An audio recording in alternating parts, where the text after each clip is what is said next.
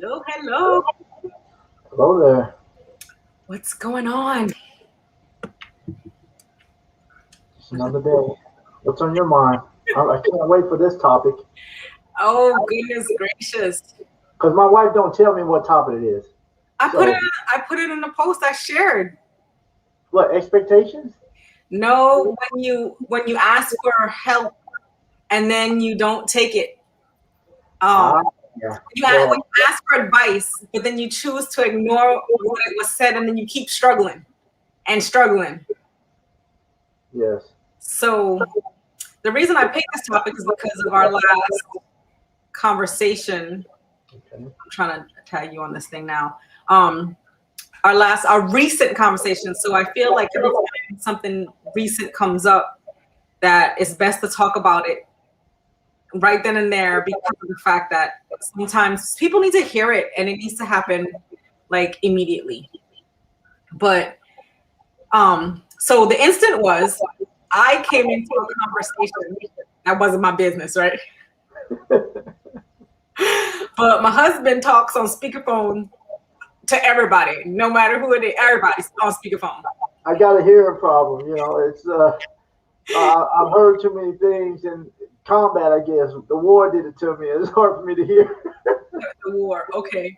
That's the excuse that I use. So the individual that was on the phone was talking about how he wants to he wants more for his life, right? He expects more for himself. And that's amazing.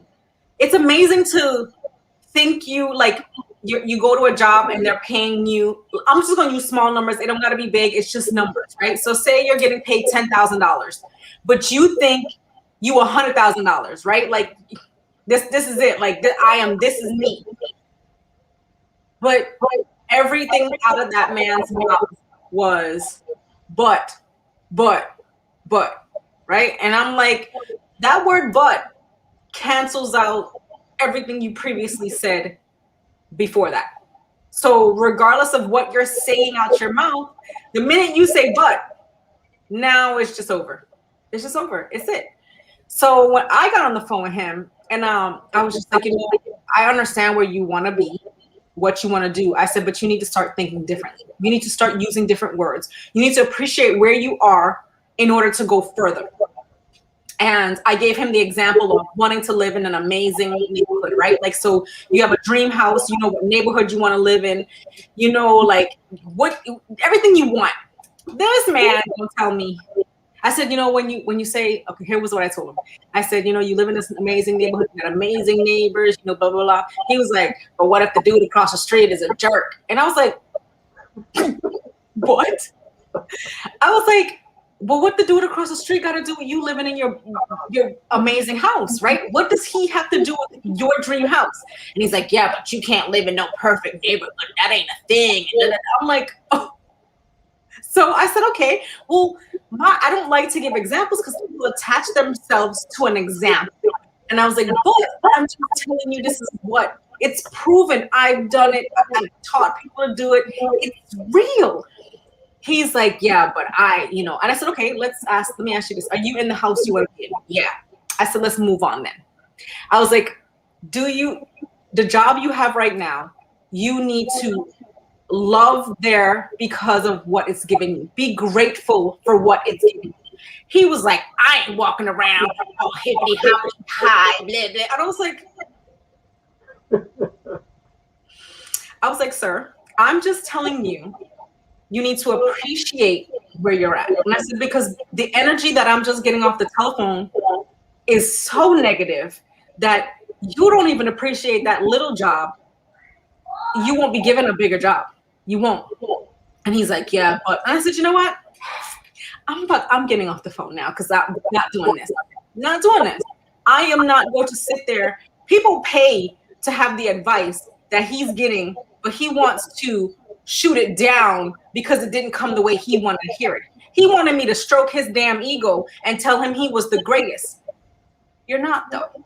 The way you're speaking, you are not the greatest. You are allowing your circumstance to tear you down. You may be the greatest. I'm not going to take it away from him. I'm not going to take, but he is not the greatest to me because of how he spoke.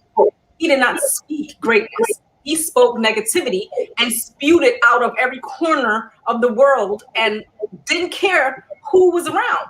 And when you allow your circumstance to affect your situation, you will have no more than you have. So you continue to push to have these amazing things, and you're going to always come up to a board, right? To a brick wall, because you don't want to change your thinking and appreciate where you're at. Yes, people are like, well, I'm struggling, I can't do this. Okay, stop sitting and struggle. Move forward. Look at where you want to be. Use that job to take you where you want to be. People say, I'm so bored at work.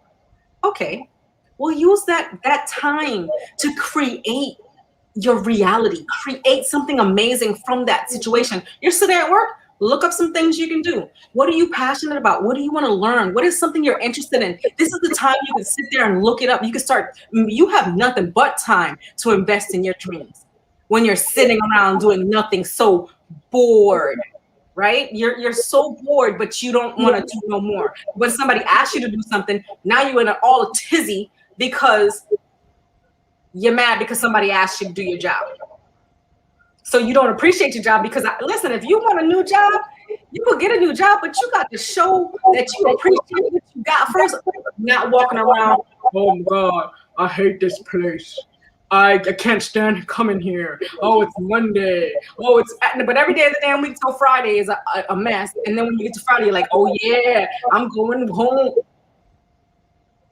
But you didn't make nothing great. So with that, not just him, but so many people, they expect them to come to them when you're not doing anything to help get there.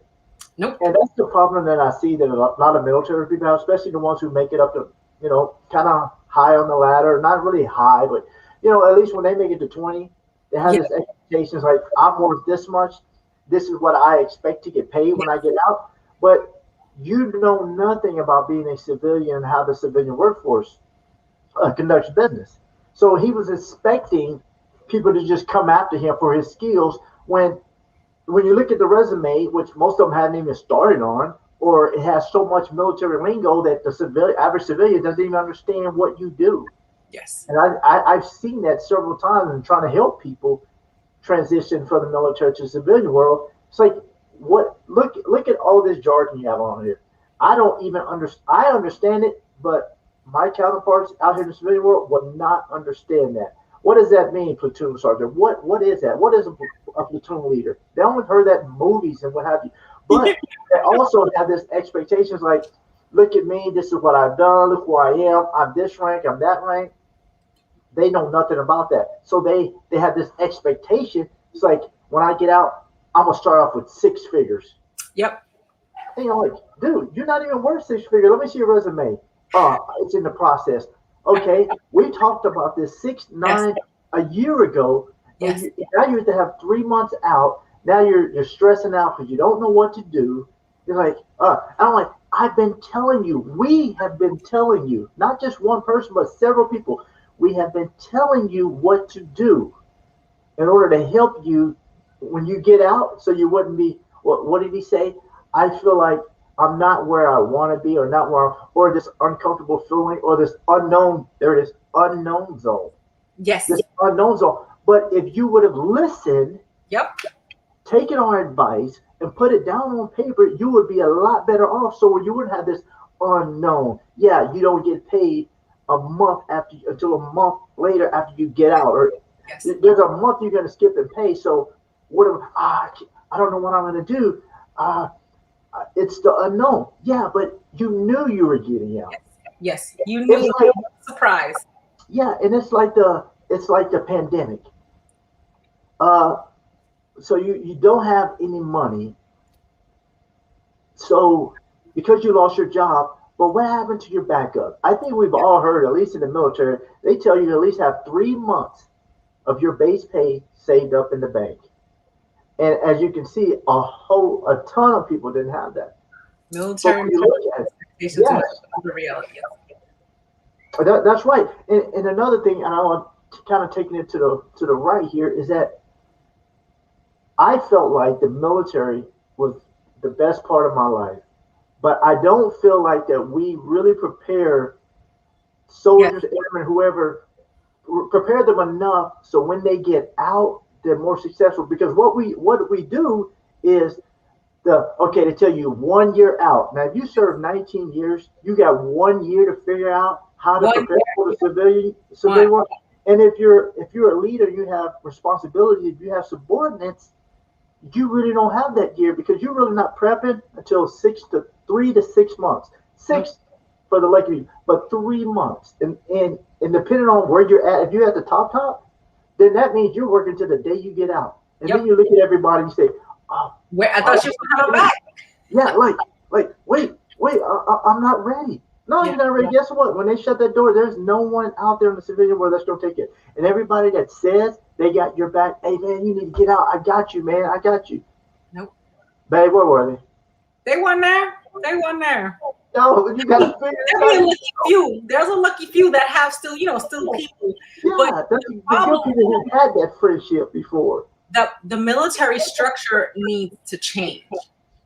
The TAPS TAPS, out, you go to TAPS for what was it, a week? You go to TAPS for a week. It's a transition course. Yeah, the week. That does not prepare you for transitioning. It does not prepare you for the VA. It does not prepare you for. And what I learned, and I mean, I guess this turned into preparing the military for when they get out, and it's people take on other people's experience. Because when getting out, everybody's like, oh, the VA is this and the VA is that and this and this and this. I didn't have that experience because I didn't take on anybody else's experience. Your experience was not mine. I'm not going to struggle. I go in there. Every person I've seen since I've retired has been amazing. Well, let me take that back. There was one lady, just one lady but I didn't have to deal with her. She was just in the building, but she was so nasty. But when you deal with people like that, you got to ask yourself, like, do I really want to get this altercation with the person, or do I just want to move the hell on and find somebody else? Because there's always somebody else that can do that job. You don't have to depend on that one specific person. They got a boss. Everybody got a boss, unless they own the company and they don't own the VA. But everybody, when you get out, the VA gives you if you do it the right way, you can get your rating as soon as you get out. Sometimes it takes a month or two after.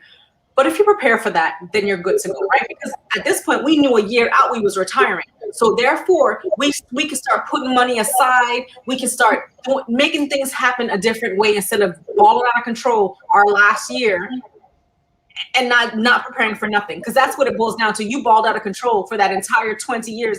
But granted, not everybody gets out at the same. The situation is not the same. So please don't take offense or say anything like, "Oh, she don't know what she's talking about." It's cool. I'm going to speak from my experience. They give you that, when you click that button, because we click a button and we say, this is what we're going to do. This is the life choice we're making. But the VA, once you get your rating, you have a year from the date you get your rating to go back and fight for something that you should get more of. And then once you click that button for an intent to file, you have an additional year from that first year to file that claim. So therefore, you can continue to go back to the doctor for that same problem, because now you're going to be, it's a continuous thing. The VA will turn around and re-look at you without any issues, because that's your right. People kill me when they sit there and they say, oh, the VA didn't help me. What are you doing? What are you doing? Like, go back and say, look, my neck hurt, my back hurt, my arm hurt, everybody hurt, everything hurts. But you have to be consistent when you do this. You have to continue to go to the doctor. You cannot just think that, oh, I told them it hurt, so now they're going to know it hurt. Who's in control of your body? You or them? Because you're in control of everything and anything that you put yourself through, right? So you say your leg hurt, boy, y'all better go up in that VA and tell them people every day, my leg hurt. Y'all, look, I need an appointment. Oh, you ain't got one for another 2 weeks? Just put me down. I'll be back again because y'all haven't helped me this time. Just keep going. And for those of you, what we're talking about is your disability rating. And basically, because of all the number of years you spend in the military, the military is going to break you down. You're more like an NFL player, a professional athlete who will give you the best medical care that they can give you, but it is nowhere near like a professional athlete where you're getting the best drugs and you're getting seen right away, and next you know you're back in the game. No. So what happens is that your body is used to running 100 miles an hour for 20 years. And then you get out and you say, you know what? I'm good. My body won't hurt. So you go and do this whole disability rating, you go see the doctors, and then they give you a percentage. You say, all right, you're 10% disabled. Okay, that 10% is really not much money. It is. And next thing you know, 2 years go by, 5 years go by, you can barely walk. You can't do any push-ups anymore that you were doing, trying to be a high-speed stellar soldier and be this leader and this great example for others. None of that even matters because 5 years, you're broke. My wife is laughing because, yeah, that's really what happened to me because I was shoot moving, communicating. Hey, I gotta roll my soldiers, babe, sir. I had to leave from the front. I just had to. But when I realized, when I got out and I was not doing that push-ups, sit-ups, running every single day, my body was not recovering. And then I turned 40 years old. Now I'm 41 years old. You know, my body is just not. My body is just not. It doesn't recover as fast. No. So I have to put some ice on it and take some meds or what have you. But if I would have just listened, if I would have just listened to all those people before me, I'm not talking about the ones that when I got out they were there. No, those old vets. When you see them at the gas station, when you see them in the conference center, say, "Hey, thank you for your service while you're in uniform." But most of the time, they tell you, "Hey, make sure you got everything written down. Make sure you got everything from your whole medical records is covered. Make sure you just annotate this and talk about resume and talk about going to schools because your military schooling is not the same as the civilian schooling." I had no idea what some of these courses are out here. I had with the military, what we have the green belt, Sigma, black belt, all this stuff, but all this PMP and this other stuff, I had no idea until I got out. And then I'm like, okay, so what does an infantry soldier with 25 years get? What is that equivalent to the civilian world? Hey, go ahead, hey, mall cop, or if you want a contract job overseas, we would love to have you. It's good money, but if you have been away from your family off and on for 20 to 25 years, is that what you really want to do? And the problem that I see and that I hear is that people are chasing this money. And they can't chase it anymore because Afghanistan's done, Iraq's done. Yeah, you can go to the embassy, you can do whatever, but that money's gone. But the problem that I see is that you guys are chasing all this money, and guys and girls chasing all this money, but you're leaving your family back at home. And I think we both know people like that, babe, where money don't make you happy. Yeah, it makes things a lot easier in life. You don't have that much stress. But when you're away from your kids and when you're away from your family, I remember me and my wife talked about it. I was going to go to Afghanistan. I got this job opportunity. Yeah. Oh, babe, let's do it. Yeah, I can do it. Why are you looking at me that way? We talked about it. I mean, we did talk about it. We're in that small apartment. He brought it up, and I shut it down. And I said, at this point, remember. You said, go ahead. I'm waiting. Because you have a better memory than I do. Because I was in infantry in the Army, you were Air Force. So he's talking from, everything he's saying about, the freaking out at the end. It's what he lived. And I was on the sidelines like, just if whatever you want, make a decision of what you want and it will happen. Do not chase, do not grab something quick because you feel as though that you it's going to satisfy you now, right? It's going to satisfy you now. Yes. For me, it was from Afghanistan. Then he was like, oh, so-and-so said I have a job over there. Would give me a job in Germany. My right eye twitching. Like everything that came up, he's like, oh yeah, maybe I should take it because this. And I'm like, at this point, do what you got to do. Do what you have to do because you're choosing to chase something that is a Band-Aid fix because That's it's not what you truly want. That's right. And as Shane just said, that Yeah. money doesn't make you happy. It doesn't Equal happiness. It does not. it doesn't. And we tend to forget that. And here he is, a chief in the Air Force, retired, and his wife. And he can tell you, I can tell you, can tell you, at some point people need to start listening, because you're not going to get that time back. Nope. And even I started to stress when we retired, because yeah, it was the unknown. Of course, you always believed in me and my skills and just us. You believed in us, but I was gonna end up going down the wrong path, because I started to panic too. Like, oh, I have to get a job. I was like, my skills. I know what my skills are, but what I'm reading in these applications, what are these skills? How do I don't even know? It's so different. And then when I talk to, now that I've been out for what, almost 3 years now. Wow, instead I've been out almost 3 years now, I talk to a lot of civilian people, or just a lot of people out here in the corporate America, and they're like, yeah, this is all you. I look at what I do now.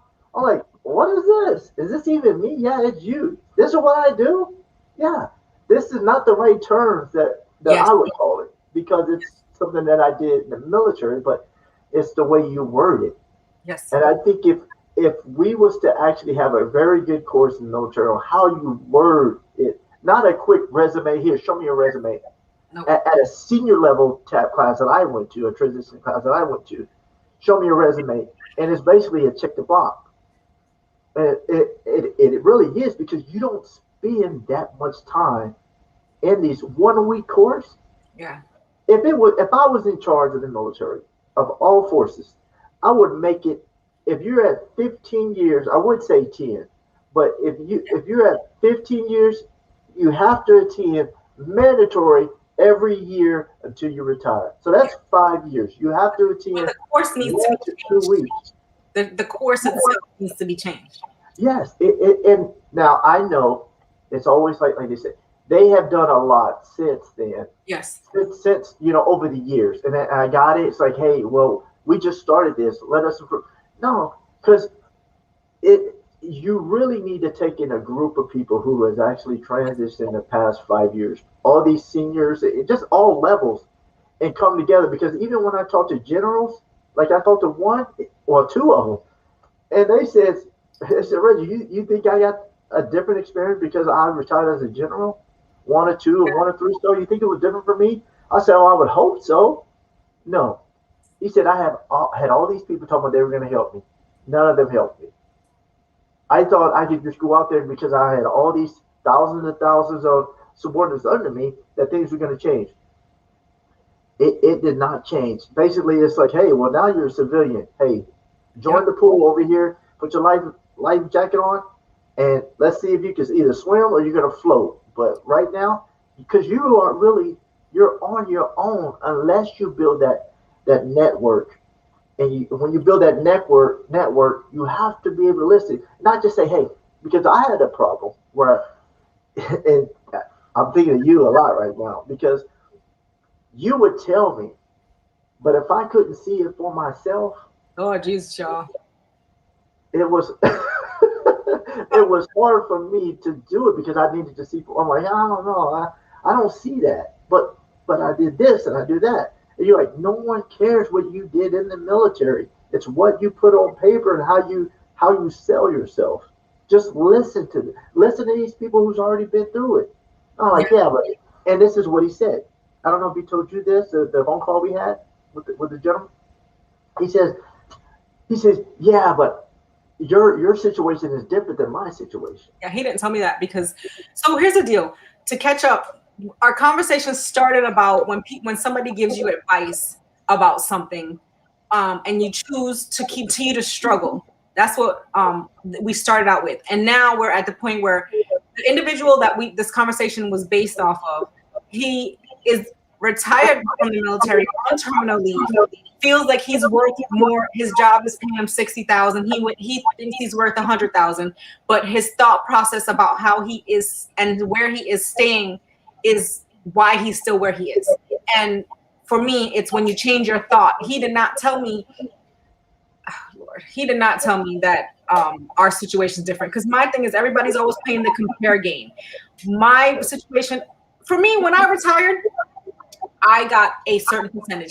Before I retired, my goal was that DV plate. The plate. The number didn't matter because the number came with the plate, but that my goal was the plate. And you best believe that if I was given something, I'm gonna figure out how to get myself to the end game I want to get. I visualized my plate. When I tell you down onto walking into the DMV with my plate in and out, like literally, I said, I'm gonna walk into the DMV. So you have an echo. Yeah. I'm gonna walk into the DMV, walk straight up to the front of the line, do what I need to do, and be out in like 10 minutes. That was my number.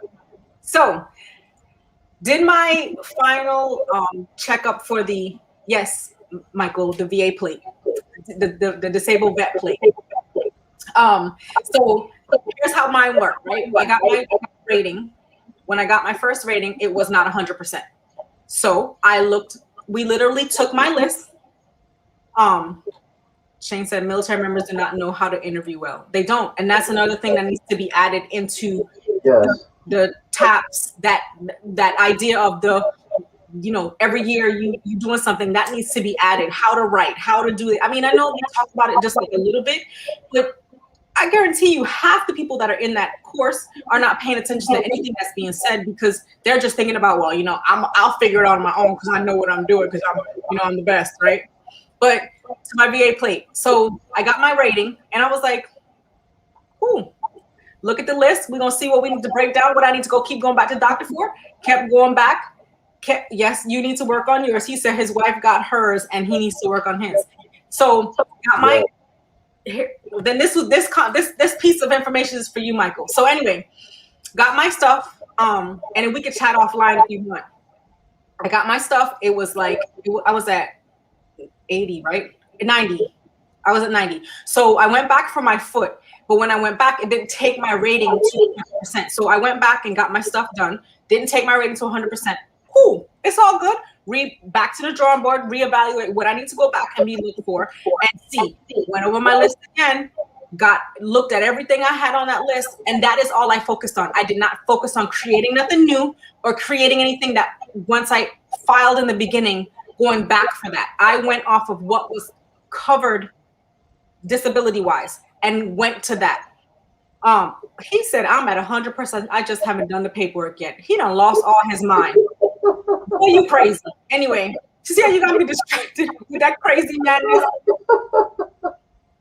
Anyway, so I went back to the doctor. I kept going to the doctor, seeing him, seeing what I need to do, getting everything on there done, and then went back, walked in. So the day I had my re-evaluation with the VA lady, they said, it's a 3-hour appointment.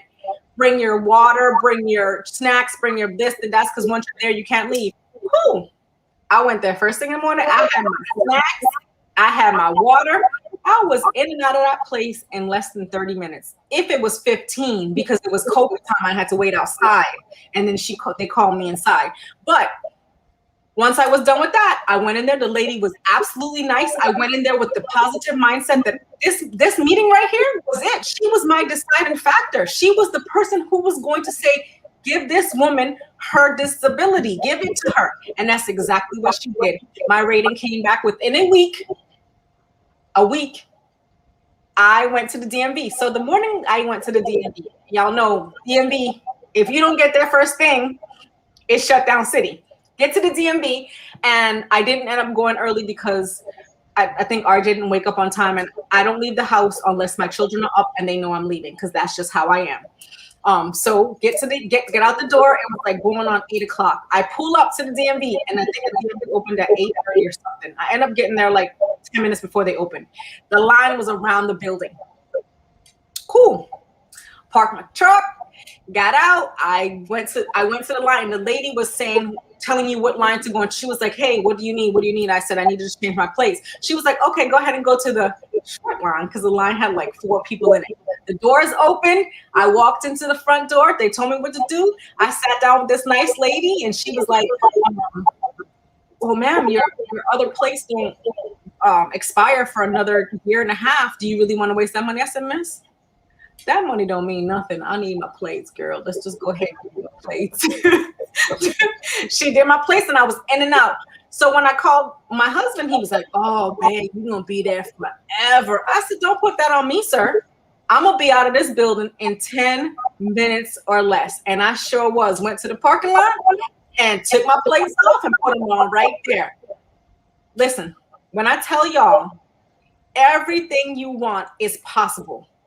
You just have to choose to change your thoughts and create your reality. People are so busy sitting here in misery for what? For what? When you can create absolutely anything you want, regardless of what your situation looks like now, change your thinking. And Michael, you're crazy for not getting your plate. Boy, if you don't get your whole life together, absolutely worth it. The benefits from getting your benefits is what I want to call that, because we are owed that. It's not nothing nobody's giving us. It's not a handout. You deserve to get every single cent that the military, the VA, the government, anything, because you made a conscious decision to do what you need to do. We need to know when it's going to happen. Today is Wednesday. He said he's going to do it. Today's a Wednesday. We need dates. We need that. So with that, there are so many benefits that come with it that you don't even know. For one, I definitely did not know about the free parking at the airport here in Florida.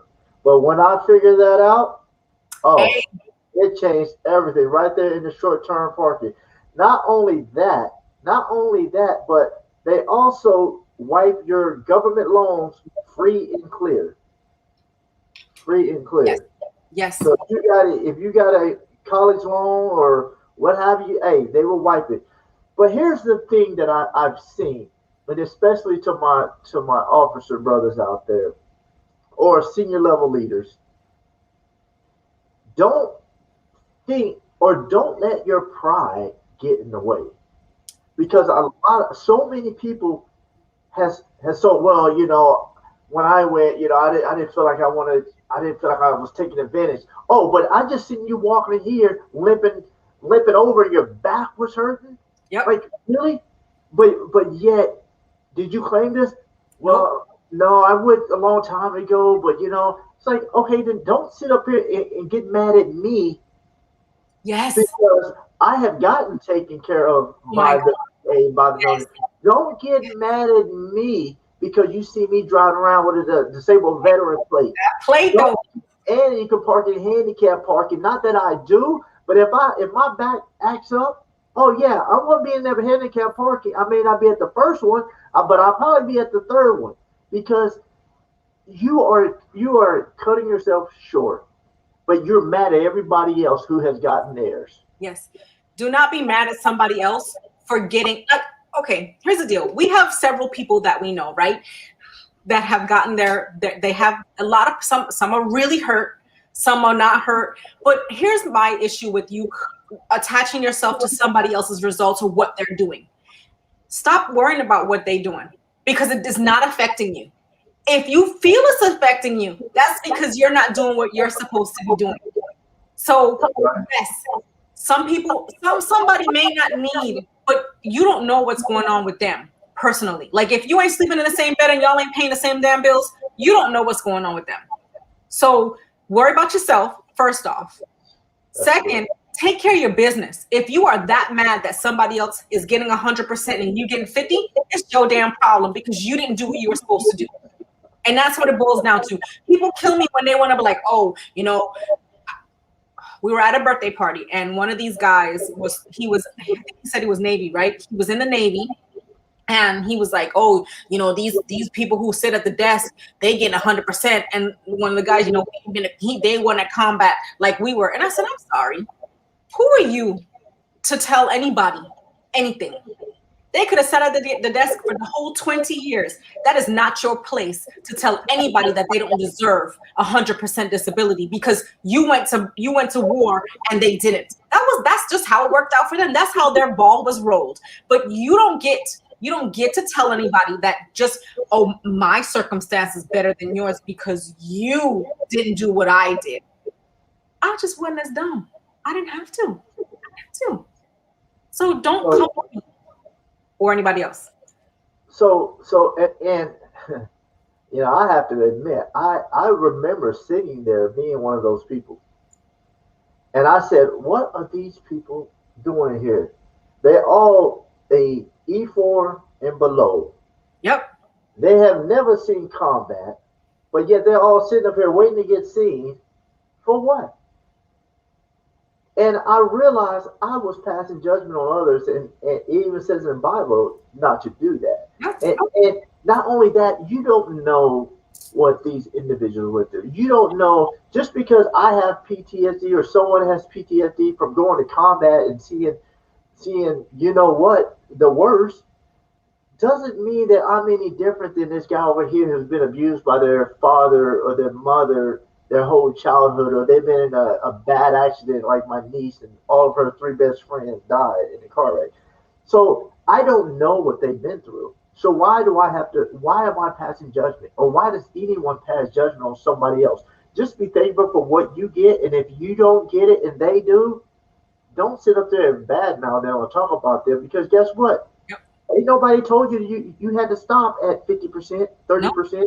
Ain't nobody told you had to stop from chasing the rank in the military. Ain't nobody told you had to stop from climbing the ladder in the civilian world, and you got comfortable and you're settled with that $60,000 job, but yet you're complaining every single day. Oh, I need another job. I need another job. Well, you're not even thankful for the job you have. Yep. So why do you think God or anyone is going to give you a job that's for $100,000 if you're not thankful for that $60,000? Yeah. Now you're mad at everybody. Like, you know what? Since I'm not making $100,000, I'm only making $60,000. I'm not showing up in a nice shirt and a tie every day. Yep. I'm not going to do this. Dress for the job you want, not the job you have. Exactly. Dress. No matter what anyone says, it's about you and yours. You and yours. So go all out. I'd rather dress up than dress down, because there's times when I've been, well, not many times, but probably one time, but I had to go in there and do some things. And even my wife called me out because I showed up in like some cargo pants and this and that, but I had to do some dirty work. But for me, nope. You show up and then you change. I don't care. And that's the problem. People are lazy. People are like, well, I wasn't lazy. Now, hold on now. No, go ahead. It is lazy. It's a form of being, you may not see it as being lazy, but it's a form of being lazy, because it's just like when, people say, oh, that was too much for me to do, right? Like when you try to change your lifestyle, right? Making a salad is too much than to just make a burger and fries. Yes, it's quicker. I mean, damn, a salad can be easy it could be the same amount of time that a burger and some fries would be, but you choose. You make it. Don't they have salad too? No. Don't McDonald's have salad too? I all right, go ahead. I'm sorry. That's what you choose to do, right? So for me, you show up to work in the clothing that you're going to wear, and you change, because you didn't go straight to work and get hot doing what you dressed up for, right? What you dressed for. You did it after. So 10 people may have seen you in them clothes, but you felt because you already knew the need to explain why you wasn't in what you were in. That's so right. You were comfortable, period. Because if you had owned what you came in, you would have never had to explain nothing, but you felt you did, because you knew you were uncomfortable and you knew you were wrong. And that's what it boils down to. Everybody, when you do something, you make a conscious decision to do something. Own that damn decision. Own what you did, because at the end of the day, nobody can't tell you that it was wrong. But if you come out there wibbly wobbly, like, I'm not sure what I should do, it shows. It 100% shows.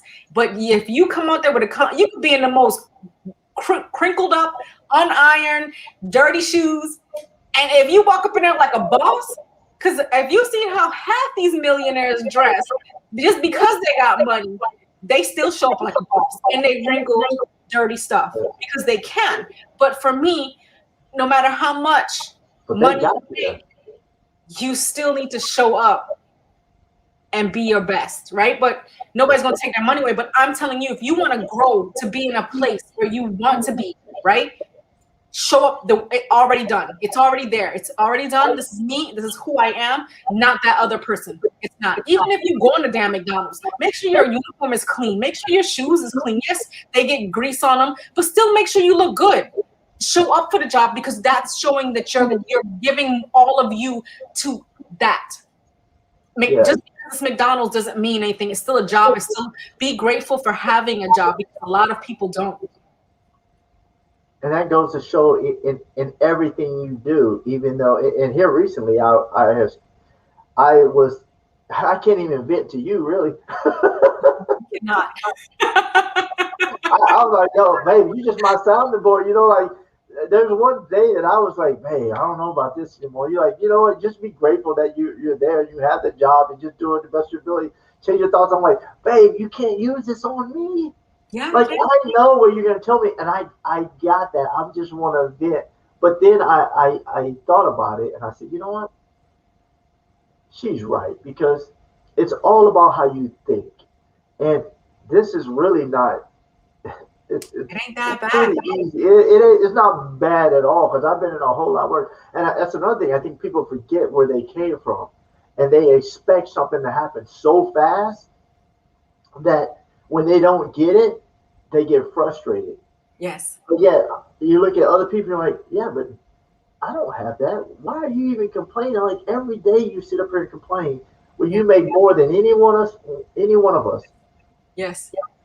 And it's like, okay, I'm just buying my time, because guess who did it? Just like being a young soldier, your supervisor not see you, and that's not just being in the military, because I know we have a large audience of civilians as well, that your supervisor might not see your performance every day. Your 2 levels up supervisor might not see it, but someone at the top will see it. Yes, they will see it. And that is what's going to help you. So don't ever think, well, because my leader and senior leader, they're not really noticing what I do. It doesn't matter. It doesn't matter what they think. What matters most is how you think and what you do. Because even if you decide to quit a week later or 2 weeks later, you're going to look back and know that you gave it all you got, because it's making you better as a person. And that's what gets me. But when people don't listen, and it's free. You can get all these lessons for free. People don't read. All this is for free. Yes. And people get paid millions of dollars to give away this free information. All I got to do, when I listen to motivational videos every day, it just hit me that what they're saying is not just free, but it's the truth. Why would they tell me this? Mm-hmm. Because they remember what it was like when they were at my level and below that. So if they can do it and they're telling you what they did, then you can do it too. And all they're saying is this: write it down, have a vision, focus on your goals. You may not know the next step or 2 or 3 steps down, but if you just keep your mind on the end, the final goal that you want to do. Yes. But if you don't write it down, I know you're smiling, baby, because you're like, yeah, I told you this, yeah. But when you write, but this is, it's almost like you listen to people, just like I listen to these motivational videos all the time. But I was just listening. But I didn't really apply it. Or I didn't really think about it outside the box. I was like, wait a second. Oh my gosh, it starts to connect. So it took him a long time for it to connect, because I've been telling him all that stuff.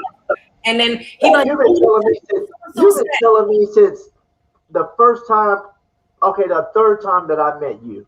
You know, you've been telling me this. Seriously, I was intimidated by you. I was intimidated by you for a long time. But you've been telling me this kind of stuff. But I couldn't see it. And just like we're talking now, and people are listening, but they don't see it. Yeah. And they always say, and I had this conversation recently, like I want to say dad, because that's what I get. But dad, I was like, I've been telling you this since day one. All of you. I've been telling you all this stuff since day one. Why are you not listening? Because they're not ready to listen. They're not ready. Maybe they're not in that situation yet See, that we have been. that's the But problem. It's not about being in the situation yet, right? you're trying to prevent them from. It's like Because it's my thing is, so here's what, like, because he used to be a very big advocate. When I would say something, he would like, oh, I don't have to do it your way, or your way is not. And I'm not trying to force how I believe, my beliefs, anything on anybody else. But why do you want to struggle if I could tell you literally, take this path, take a left, and go straight, right? Yes, that route may not work for you, but yeah, along that route, that straight, make you get to that point where you're like, okay, yeah, that's what she said. Don't do this. So when you come to that turn, if you need to go right and I went left, it's cool to go left. But damn, sometimes people just, you want to struggle. You want to feel the pain. Why feel the pain? Why work hard to get the things you can when you can create everything you want by changing your thoughts and being consistent?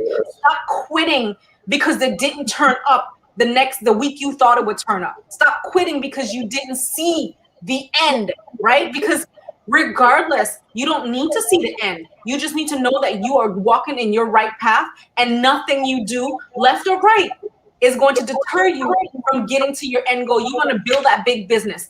Stay focused on where you want to be. And if sometimes people who don't want to come, and that includes kids too, includes your children, the people who don't want to come, you want to choose to stay back and think negatively, there's no room in the boat for negativity, period.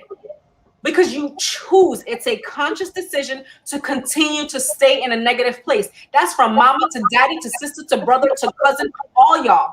If you choose to stay in a place where you know you're not going to get any better, you ain't going nowhere forward, or you go for like they go forward 2 steps and damn, they back again collapsing. That's because your thought process is still negative.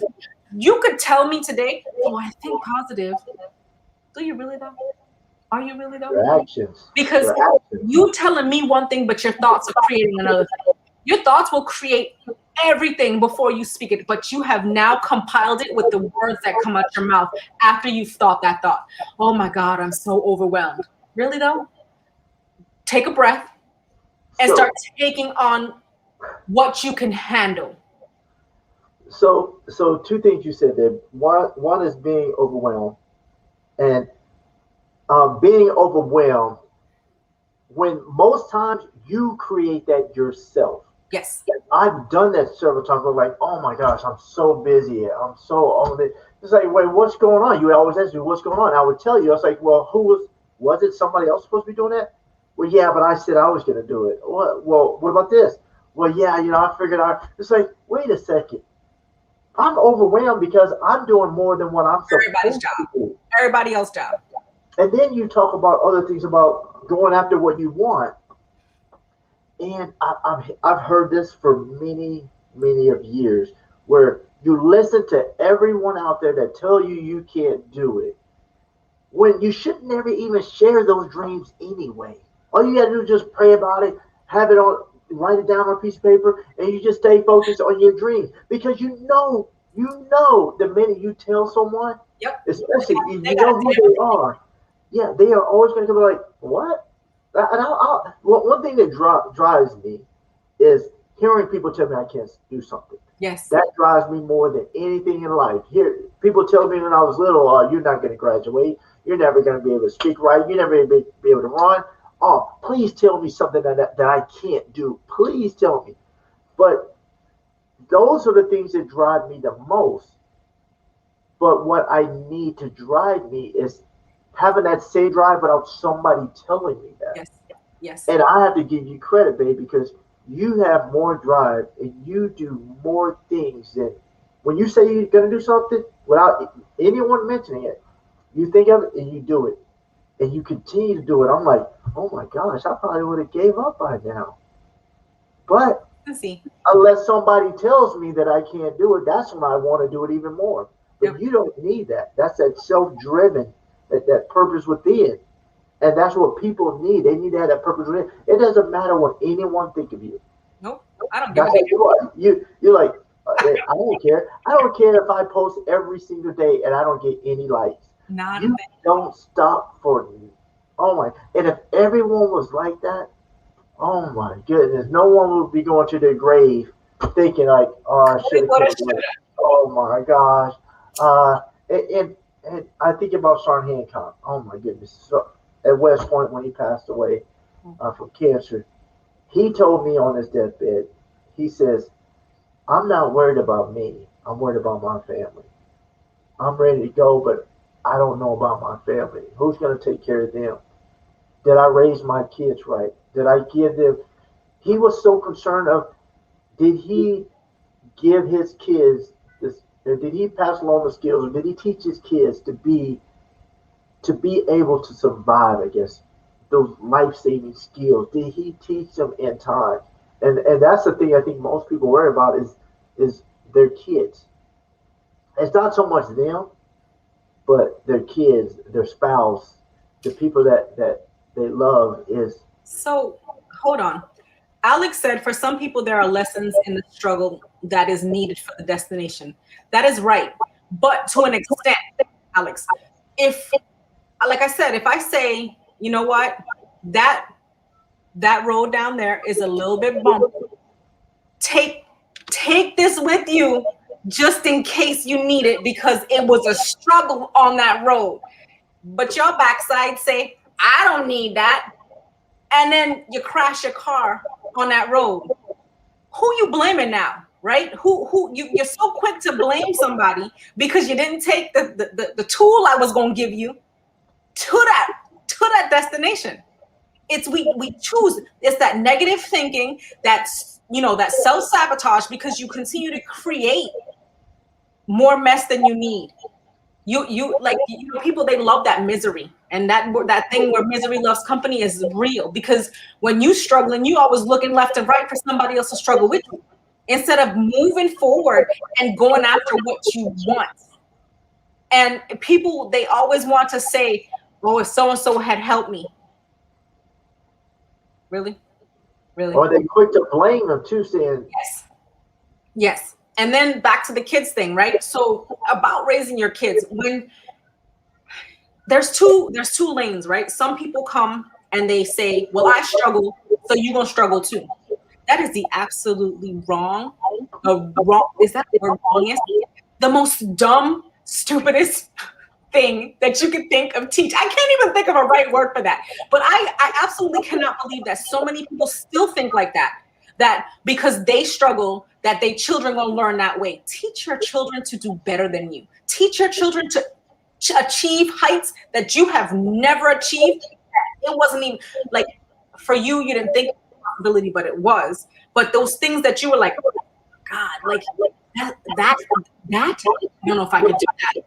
But know that give them those tools, the thoughts, creating what they want to get them to where they need to be. Stop allowing them to learn to struggle, to live in struggle. Yes, you may not have the money to buy them the shoes, the things, the this and that, but that's material things. That's material things. Teach them to continue to dream.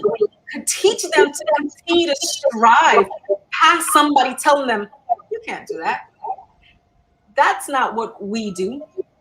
We don't do things like that. That's where the heritage patterns will be broken, by teaching kids now to do better and be better, and not go back to that struggle life. And when they're kids, we always give our kids hope. We always tell them that they're going to, oh, yes, you can do it. Well, you want to be an astronaut? You want to be a doctor? You want to be this and that? Yeah, you can do it. You can do it. And then at a certain point in their life, it switches. That damn teacher telling them, oh, you stupid. You ain't going to be no astronaut. Yeah, and now they start to have doubts. Like, somewhere in your life, somebody created that negative thought for you.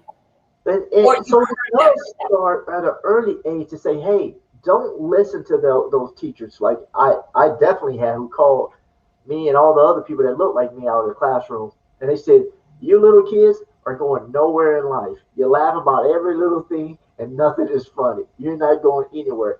You can't. You got to teach your kids young. Don't listen to people like that. Don't let anyone just try to take over your thought, your dreams and your goals, whatever that may be. Even if heck, my dreams and goals are not the same as your dreams and goals and everybody out there. So if you just want to be a garbage man, that's what you wanted to be. Then hey, go after it. But don't let anyone tell you, which I've done many years, saying, "Oh, I don't think you should be a garbage man." That's not no. No, you need to go to school. You need to go do this because I want you to do that, Yes. or I don't want you to do that, Yes. and that's wrong. Because I think now looking back, if you just raise your kids best to the best of your ability, that's all you can do. Give them And the let them, yeah, give them the tools, give them your backpack, have them put it on, and say, hey, if you decide not to look in your backpack, because I give you all the tools, that's on you. But I gave you the backpack.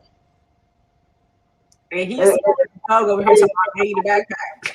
yeah, well, it really took me a lot of years to learn that because like Dad, I can't get up this hill.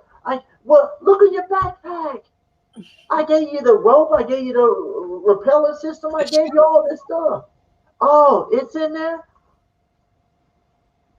Oh man, I'm already starting to get boiled up inside because because I know I didn't listen too. But at some point when you realize that you're not getting to where you want to go in life, you stop and think. You're like, wait a second, and you say, oh my gosh, they told me this.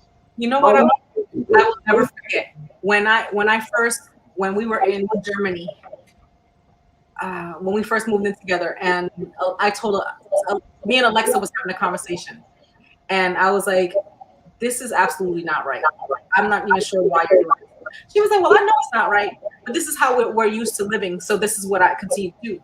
I said, "So you know what you're doing is not right, but you continue to do it. In the end, where do you get when you do things like that? You continue to you create more and more failures because you know you're not supposed to be doing that thing, but you keep doing it because it's easy. It's easier to Yeah, do what we've been doing instead of changing and doing the right thing to that's get where right. we need to be. Yes, that right thing may just take a little bit longer, but in reality, what the end game, that prize at the end, is worth more to you than that easy road that you thought was cute, right? Like, oh yeah, we're gonna do it like this. But are you for real? And This then is they what, blame it on someone else. yeah. Well, I mean, they blamed it on you, pimp. So my story from Alexa, she blamed it on Dad. This is how we're used to being around Dad, and I'm like, well, but it's not right. So basically, you're telling me you're taking advantage of Dad because Dad continued to allow you to do it because of Dad's circumstance. And she's like, well, yeah, but Yeah, it's just easier. And I'm like, but it isn't right. And that's just not a parent situation. It's in everything. We do what's easier for us. And if you look at yourself as an adult, right? So you know that if you prepped your lunch from the night and you save yourself that time in the morning, but you don't want to do it at night because, oh, I'm so tired. I don't want to do this. And then in the morning, you're like, man, I shoulda, coulda, woulda packed it last night because now you're rushing around. If we live our life oh, in you didn't get your workout on. preparation, be ready. So for me, I feel like we're all over the place. Like when you need to work out, you have a goal, right? And 100%, it's like you go out there and you say, this is what I want, right? I want to lose 5 pounds. Oh, we're going out for lunch. Anybody come? Oh yeah. But you got your lunch in your bag. But you done put yourself aside because you want to fit in. You want to be with the people, right? You want to go with them and do what they do. Why are we always looking at somebody else instead of owning where we want to be and how we want to show up? Because my thing is, when you look in the mirror, if you can say, damn, that burger, it was good, but My belly, but now you just took yourself back, what, 10 days? Because you chose to continue to stay in that same place because you want to fit in with the cool crew, right? But I'm cool on my own. I'll be the first to tell you, I'm bringing my own lunch. You asking me to? Look at that. Is that people will envy you because they see that you have the will to do something like that, and that's what really drives me. It's like, yes, oh, she's really determined. She has a lot of discipline. Maybe I need to be more like that. And then they see that you end up looking good. You got your six pack going on. I got something. Every training we have, I packed my lunch. Every training we had, they'd be like, "Oh, we're gonna feed you." No, I'm gonna bring my lunch.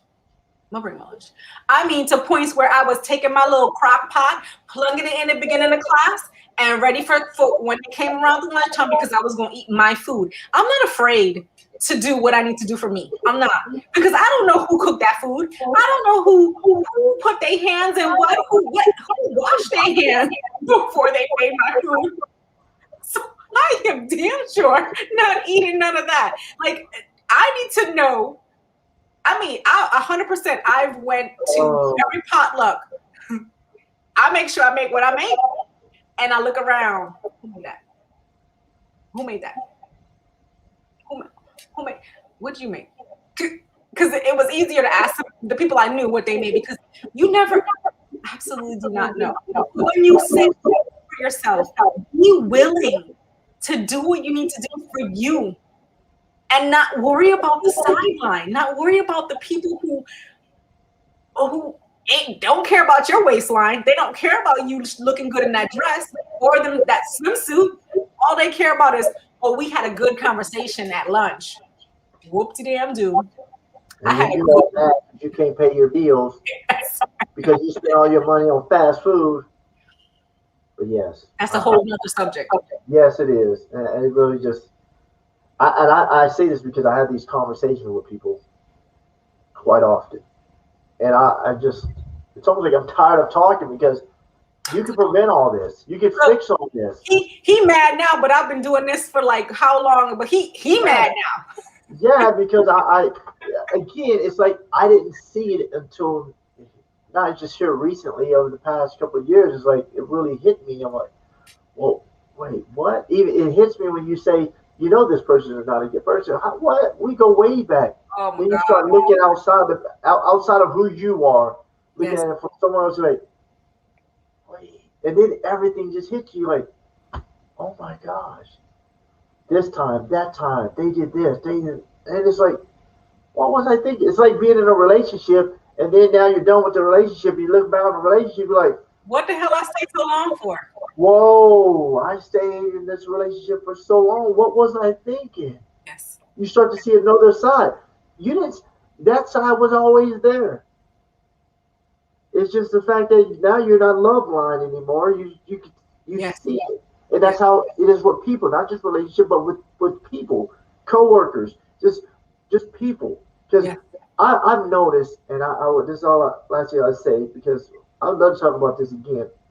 This topic, how I thought this person that I thought he was not just fair, but I thought he was just trying to protect his own. But when he was trying to protect his own, meaning that he was willing to throw me under the bus so that he could get ahead. And I didn't see that at first. I'm like, and I would love to have this conversation, because when you think that people have your best interests at heart, you better think again. You better think again, especially out here in this corporate America where everybody is out for their own. And when I say out for their own, they will get up and quit today. They will call in today. Say, I'm not coming to work today. But what about this manager, this store owner who is really dependent on you because this and that? And it makes you realize, like, yo, people don't. Look, he preaching now, but the choir wasn't preaching when he was getting that information. Now he like, oh my God, I can't believe this. Yeah, but yeah, that's It's a thought process that, like, even when I was telling him things, you like, oh, that's you just think so negatively. No, sir. My peace, Yeah, I was like, come on, babe. my peace, You got to see the good in people. my Well, peace, you got to judge a tree. my peace is more important than me dealing with your crap. Yeah, well, as I was saying, and it took me a long time to understand this, but you have to judge a tree By for the fruit it bears. bears, Hey, what if them? But see, that's the thing. and not the fruit that it talks about. The fruit is rotten. Yo, It got worms. Well, they told me there was a lime tree, and here they are, a fig tree, and I'm like, oh my goodness. Hey, and them limes ain't even good. They just rotten to the core. They just look good when you cut them. When you cut them, it was a little bitty lime. It wasn't even a big. You can't even make a margarita or whatever. What's that drink? Mai Tai. You can't even make a Mai Tai with this little bitty. Guy, you know, that's what kills me. Is like, dude, I thought you was making them big lines. You up here making them little lines, and here I am thinking that. And that's the thing, like, dude, I told you I had little lines. Like, no. Mm-mm.